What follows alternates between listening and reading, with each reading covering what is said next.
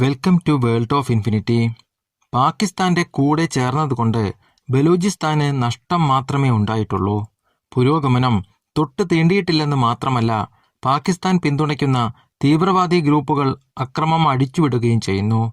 പാകിസ്ഥാനിൽ നിന്ന് സ്വാതന്ത്ര്യത്തിനായി പ്രക്ഷോഭം നടത്തുന്ന ബലൂജികൾക്ക് സഹായഹസ്തം നീട്ടാൻ ഇന്ത്യക്കാവുമോ?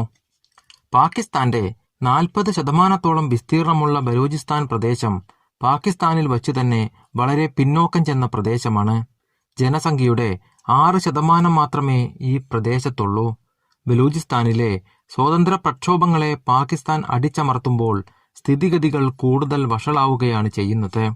പാകിസ്ഥാനിലെ തീവ്രവാദികളാണ് ഇവിടുത്തെ സ്വാതന്ത്ര്യവാദികളെ ഭീകരമായി അടിച്ചമർത്തുന്നത്. ഈ മേഖലയുടെ വികസനത്തിന്റെ കാര്യത്തിൽ സർക്കാർ കാര്യമായ ശ്രദ്ധ പതിപ്പിക്കാത്തതും ക്രൂരമായ അടിച്ചമർത്തലുകളും ദിനംപ്രതി സർക്കാരും ബലൂജികളും തമ്മിലുള്ള സംഘർഷം വർദ്ധിപ്പിക്കുന്നു. ഏറെ പ്രശ്നഭരിതമായ ബലൂചിസ്ഥാൻ മേഖലയിലാണ് അഫ്ഗാൻ സർക്കാരിനെതിരെ പൊരുതുന്ന അഫ്ഗാൻ താലിബാൻ താവളമടിച്ചിരിക്കുന്നത്. ഇറാനും പാകിസ്ഥാനുമായുള്ള നിരന്തര കലഹത്തിന്റെ ഫലം അനുഭവിക്കുന്നതും ഇവിടത്തുകാർ തന്നെ. ഇറാനിലെ ഇസ്ലാമിക് റിപ്പബ്ലിക്കിനെതിരെ പൊരുതുന്ന സുന്നി വിമത ഗ്രൂപ്പുകളുടെ താവളവും ബലൂചിസ്ഥാനിൽ തന്നെയാണ്. അറേബ്യൻ കടലുമായി ചൈനയെ ബന്ധിപ്പിക്കുന്ന പാകിസ്ഥാനിലൂടെയുള്ള ഇക്കണോമിക് കോറിഡോറും സ്ഥിതി ചെയ്യുന്നത് ബലൂചിസ്ഥാനിലെ മക്രാൻ തീരത്ത് തന്നെയാണ്. ഇവിടെയുള്ള ഗ്വാദർ തുറമുഖം ചൈനീസ് നാവികസേനയുടെ താവളമാക്കാൻ 2013 പാകിസ്ഥാൻ അനുമതി നൽകിയിട്ടുണ്ട്. അതുപോലെ തന്നെ ഭൂമിശാസ്ത്രപരമായും ഏറെ പ്രത്യേകതകളും പ്രാധാന്യവുമുണ്ട് നമ്മുടെ രാജസ്ഥാൻ സംസ്ഥാനത്തോളം വലിപ്പമുള്ള ബലൂചിസ്ഥാന്. ഇന്ത്യൻ ഭൂവിസ്തൃതിയുടെ 10% മാത്രമേ രാജസ്ഥാനുള്ളൂ. എന്നിരിക്കെ ബലൂചിസ്ഥാൻ പാകിസ്ഥാന്റെ 40% വരും. Middle East, South West Asia, Central Asia, South Asia എന്നിവിടങ്ങളുമായി അതിർത്തി പങ്കിടുന്ന പ്രദേശമാണ് ബലൂചിസ്ഥാൻ. അന്താരാഷ്ട്ര വാണിജ്യ ഭൂപടത്തിൽ ഏറ്റവുമധികം പ്രാധാന്യമുള്ള സ്ട്രൈറ്റ് ഓഫ് ഹോർമൂസ് കിടക്കുന്ന ഇവിടെയാണ് സെൻട്രൽ ഏഷ്യയിലേക്കുള്ള ഏറ്റവും ദൂരം കുറഞ്ഞ തുറമുഖങ്ങൾ സ്ഥിതി ചെയ്യുന്നതും. ഇക്കാരണങ്ങളൊക്കെ കൊണ്ട് തന്നെ ബലൂചിസ്ഥാൻ അത്രയേറെ പ്രാധാന്യമുള്ള മേഖലയാണെന്ന് പറയാം. ആധുനിക പാകിസ്ഥാൻ സിന്ധ്, പഞ്ചാബ്, ബലൂചിസ്ഥാൻ, വടക്കു പടിഞ്ഞാറൻ അതിർത്തി പ്രദേശം എന്നിങ്ങനെ 4 പ്രവിശ്യകളായി വിഭജിക്കപ്പെട്ടിരിക്കുന്നു. ഇതിൽ നിന്ന് സ്വാതന്ത്ര്യത്തിനായുള്ള മുറവിളി ഉയരുന്നത് ബലൂചിസ്ഥാനിൽ നിന്നാണ്. എന്താണ് ഇതിന് കാരണമെന്ന് നോക്കാം. അതുപോലെ തന്നെ പാകിസ്ഥാനിൽ നിന്ന് വേർപെട്ടാൽ ബലൂചിസ്ഥാന് എന്ത് സംഭവിക്കും? ഈ പ്രവിശ്യയും മറ്റൊരു ബംഗ്ലാദേശായി മാറുമോ? ഇന്ത്യ വിഭജന സമയത്ത് ബലൂചിസ്ഥാൻ പ്രവിശ്യയിൽ കാലാട്ട്, ലസ്ബെല്ല, ഖരൻ, മക്രാൻ എന്നിവരായിരുന്നു ഭരണം നടത്തിയിരുന്നത്. ഇതിൽ കലാട്ട് തലവൻ പാകിസ്ഥാനിൽ ബലൂചിസ്ഥാൻ ലയിക്കുന്നതിന് അനുകൂലിച്ചില്ലെന്ന് മാത്രമല്ല, സ്വതന്ത്രമായി നിലനിൽക്കുന്നതിനോ അല്ലെങ്കിൽ ഇന്ത്യയിൽ ലയിക്കുന്നതിനോ വേണ്ടി ശബ്ദമുയർത്തുകയും ചെയ്തു. വി.പി. മേനോൻ പ്രസ് കോൺഫറൻസിൽ പറഞ്ഞിരുന്നു, ഇന്ത്യയിൽ ലയിക്കാൻ ബലൂചിസ്ഥാനിലെ കാലട്ട് ഭരണാധികാരി സമ്മതമറിയിച്ചു എന്ന്. ഇറാന്റെയോ അഫ്ഗാനിസ്ഥാന്റെയോ കൂടെ ചേർന്നാലും പാകിസ്ഥാനിൽ ലയിക്കില്ലെന്ന് ബലൂജികൾ അന്ന് പ്രഖ്യാപിച്ചിരുന്നു. ബലൂചിസ്ഥാൻ പ്രവിശ്യയുടെ നാശം ആഗ്രഹിക്കാത്ത ഭരണാധികാരികൾ പ്രവിശ്യയുടെ രക്ഷയ്ക്കായി ഇന്ത്യയുടെ ഭാഗമാകാൻ താൽപ്പര്യപ്പെട്ടിരുന്നു. നോർത്ത് വെസ്റ്റ് ഫ്രണ്ടയർ പ്രൊവിൻസ് അനുസരിച്ച് ബലൂചിസ്ഥാനും ആസാമിലെ സിലറ്റിനും 2 മാർഗങ്ങളെ ഉണ്ടായിരുന്നുള്ളൂ. ഒന്ന് ഇന്ത്യയോടൊപ്പം ചേരുക, അല്ലെങ്കിൽ പാകിസ്ഥാനിൽ ചേരുക എന്നതായിരുന്നു ഇവ. മൗണ്ട് ബാറ്റൻ പ്രഭുവിന്റെ ഈ തീരുമാനത്തിനെ അദ്ദേഹം നെഹ്റുവിലൂടെ നടപ്പാക്കി. അവസാനം നെഹ്റു ബലൂചിസ്ഥാനെ ഇന്ത്യയിൽ ലയിപ്പിക്കുന്നതിന് വിസമ്മതിച്ചു. പാകിസ്ഥാനിൽ ചേരാൻ വിസമ്മതിച്ച് നിന്ന ബലൂചിസ്ഥാനെ 1948 സൈനിക നടപടികളിലൂടെ ബലമായി കൂട്ടിച്ചേർക്കുകയായിരുന്നു പാകിസ്ഥാൻ. അന്നു മുതൽ ആരംഭിച്ചതാണ് ബലൂചിസ്ഥാനിലെ സ്വാതന്ത്ര്യ സമരങ്ങളും. 2009 ബലൂജി നാഷണൽ മൂവ്മെന്റ് നേതാക്കളായ ഗുലാം മുഹമ്മദ് ബലൂജിയെയും കൂട്ടാളികളെയും പട്ടാളം വധിച്ചു. അതോടുകൂടി പ്രക്ഷോഭങ്ങൾ കൂടുതൽ കനക്കുകയാണുണ്ടായത്. ബലൂചിസ്ഥാനെ ഇന്ത്യയിൽ ലയിക്കാൻ നെഹ്റു അനുവദിച്ചിരുന്നെങ്കിൽ കിഴക്കൻ പാകിസ്ഥാൻ ഉണ്ടായിരുന്നതുപോലെ പടിഞ്ഞാറൻ ഇന്ത്യ അല്ലെങ്കിൽ വടക്കു പടിഞ്ഞാറൻ ഇന്ത്യ ഉണ്ടാകുമായിരുന്നു. പ്രകൃതി വിഭവങ്ങളുടെ കലവറയായ ബലൂചിസ്ഥാൻ ഇന്ത്യയുടെ സമ്പദ് വ്യവസ്ഥയുടെ തന്നെ നെടുന്തൂണും ആകുമായിരുന്നു. ചൈന പാകിസ്ഥാൻ സാമ്പത്തിക ഇടനാഴി CPEC കടന്നുപോകുന്നത് ബലൂചിസ്ഥാനിലൂടെയാണെന്ന് നാം ഓർക്കണം. 2013 പാകിസ്ഥാൻ നടത്തിപ്പിന് ചൈനയ്ക്ക് കൈമാറിയ ഗ്വാദർ തുറമുഖവും ഈ പ്രവിശ്യയിൽ തന്നെയാണ്.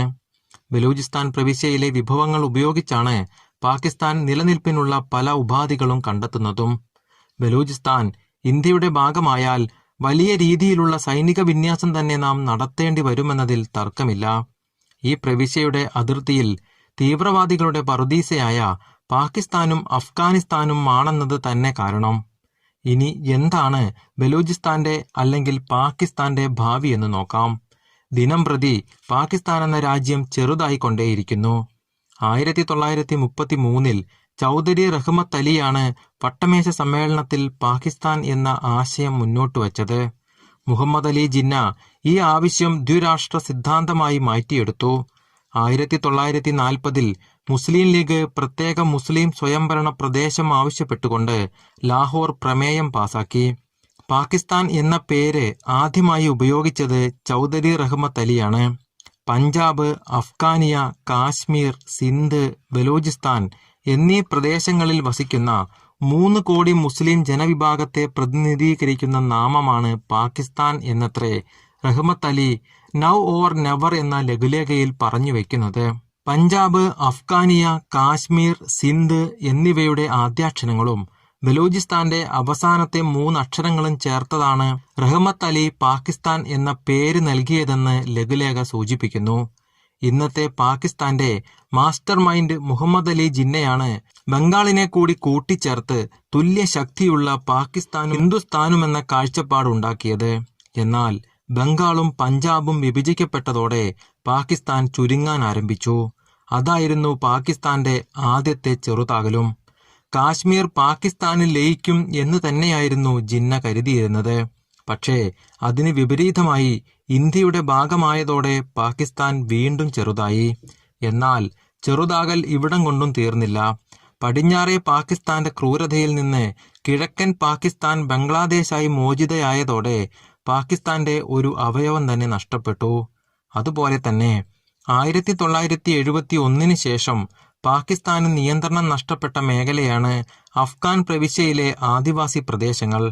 അവിടെ നടക്കുന്നത് പാകിസ്ഥാന്റെ ഭരണമല്ല, ആദിവാസി നേതാക്കൾ തന്നെയാണ് ഇവിടം ഭരണം കൈയാളുന്നത്.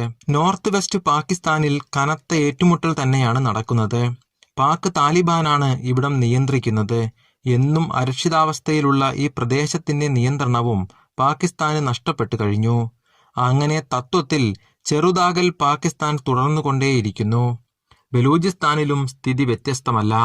കണക്കുകൾ പ്രകാരം കഴിഞ്ഞ 15 വർഷത്തിനിടെ 50,000-ഓളം സാധാരണക്കാർ തീവ്രവാദി ആക്രമണങ്ങളിൽ ഇവിടെ കൊല്ലപ്പെട്ടിട്ടുണ്ട്. സമാധാനമില്ലാത്ത അവസ്ഥ, അതിന്റെ കൂടെ സ്വാതന്ത്ര്യത്തിനായി ബലൂജികൾ നടത്തുന്ന പ്രക്ഷോഭങ്ങളും. പാകിസ്ഥാന്റെ 40% വിസ്തൃതിയുള്ള ഈ പ്രദേശത്തെ ജനങ്ങളുമായി പാകിസ്ഥാൻ പട്ടാളം യുദ്ധം തുടങ്ങിയത് 1948 മുതലാണെന്ന് ഓർക്കണം.